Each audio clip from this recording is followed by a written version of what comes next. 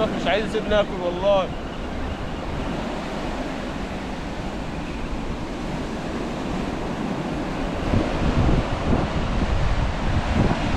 شرغوش ده. اوه صلاة النبي على الشراغيش. لور كيلر اخويا كريم سمير اللي مدلعني، حبيب قلبي، احلى شرغوش.